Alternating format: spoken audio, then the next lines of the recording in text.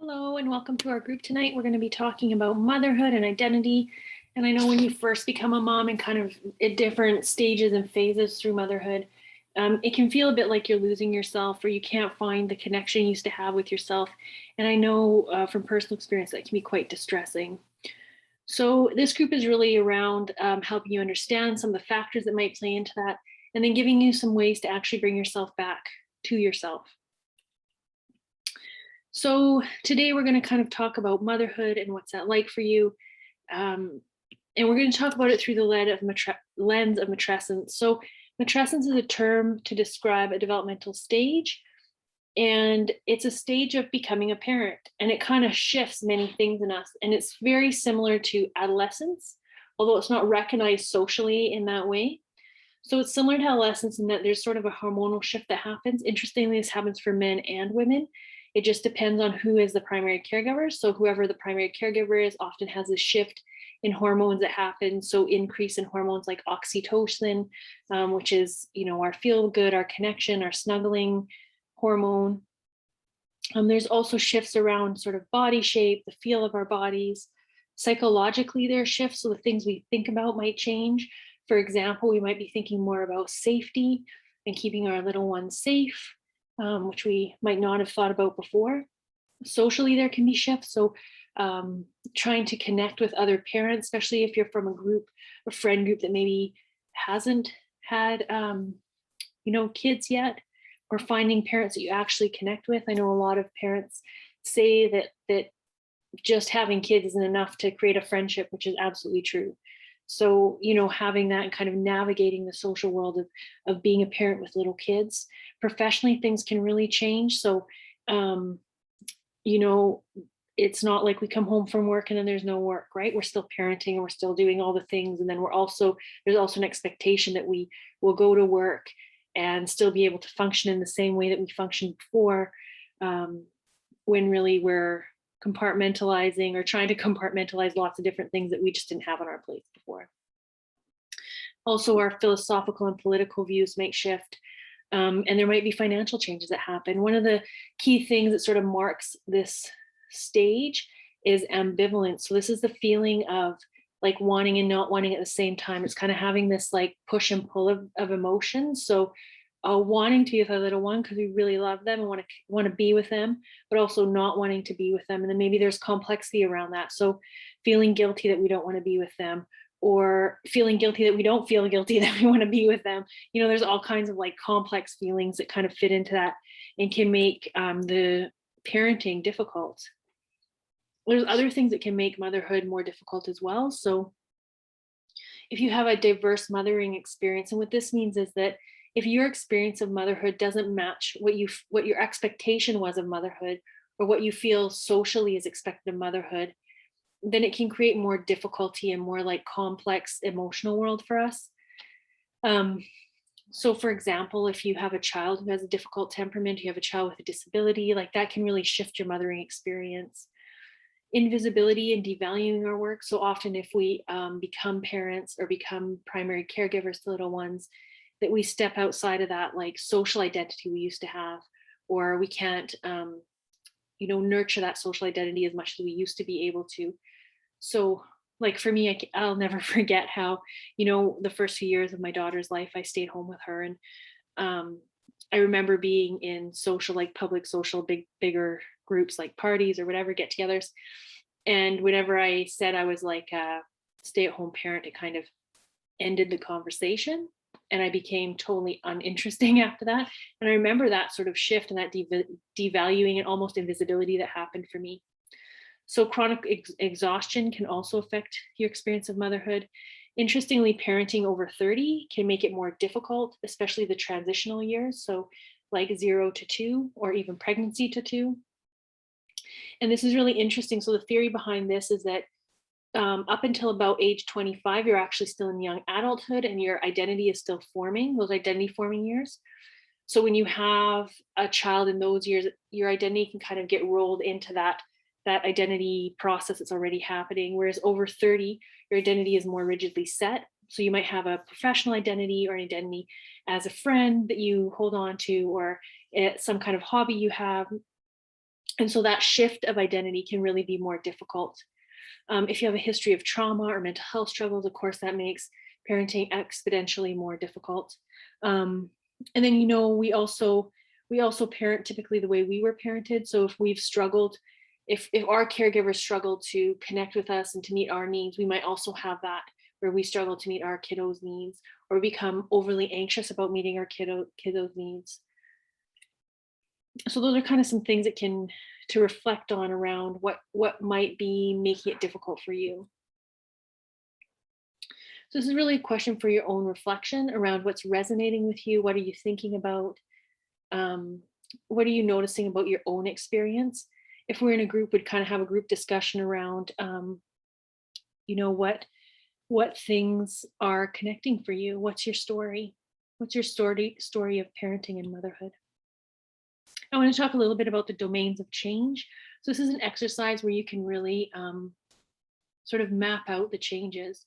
So one thing we want to get a hold of are, what are the biggest changes that have happened for you? What are the hardest things for you? What have been the things that have brought a lot of loss for you? Maybe unacknowledged loss.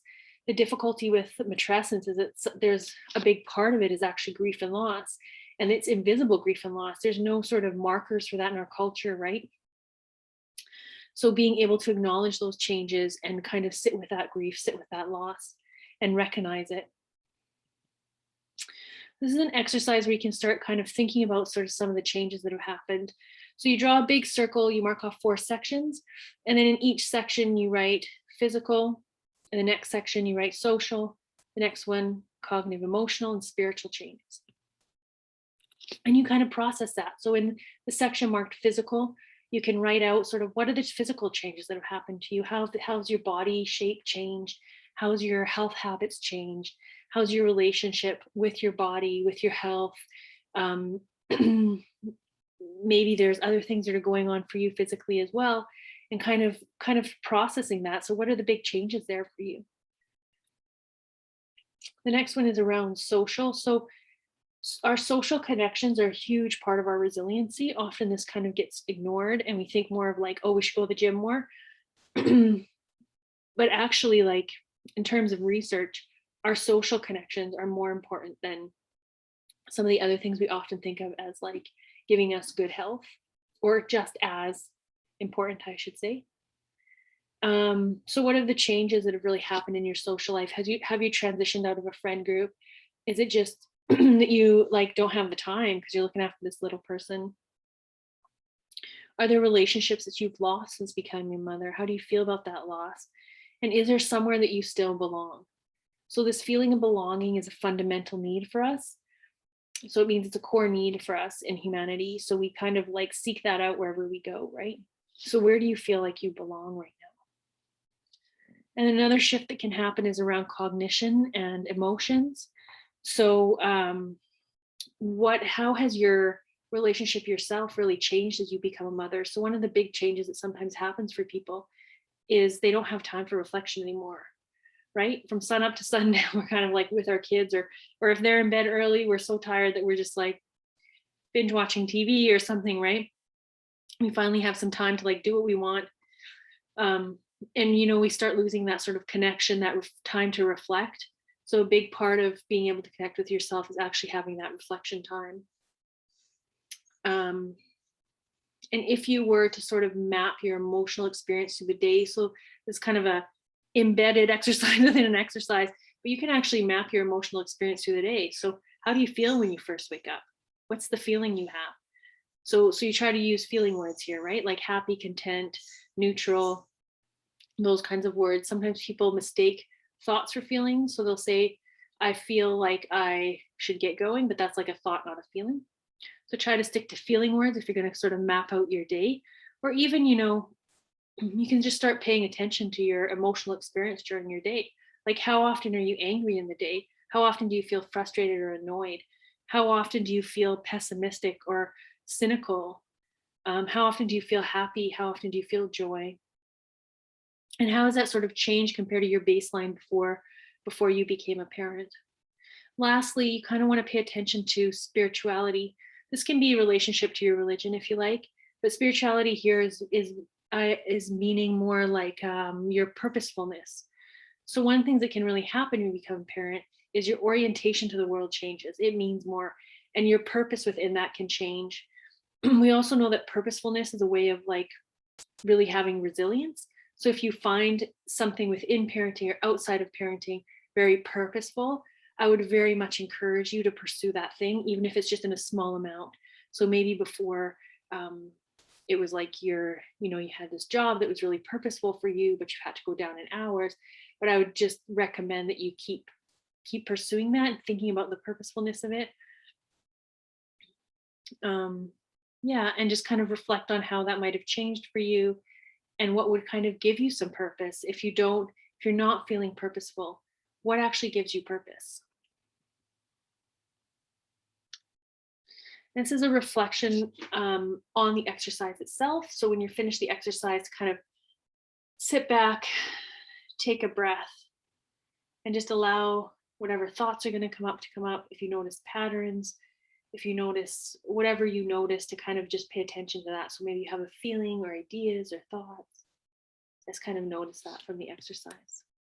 Finally, I just wanted to show you this chart. So this is actually a change model. And this is a process of how change and transition looks. So actually we start with the endings. So this is where we're kind of grieving our losses. So maybe you used to be able to work out a lot, and now you can't, and that's a big loss for you. Or maybe there's just a loss around like not being able to connect with yourself as much. So kind of knowing what those losses are and acknowledging the losses and being able to be with those losses. The neutral phase is kind of where you oscillate. So you go back and forth between sort of feeling the loss and despair maybe, and then feeling okay, and you kind of go back and forth. And the new beginnings is where you really start forming like who you want to be as a parent. So what parts of parenting, what parts of motherhood are you going to cling on to, and how are you going to connect to those other parts of yourself that aren't nurtured through motherhood. So it's kind of establishing this new sense of who you are within this new context. So here's a question for you. If you had to sort of plot yourself on this chart, where would you put yourself? Would you put yourself in endings or neutral, or would you put yourself more in the new beginnings piece? Okay. That's the end of that part. Thank you very much. If you have any questions, feel free to connect with us. So I'm at Camry, and we have free parent support services for anybody living in New West or Burnaby. So feel free to reach out. Thanks. Bye.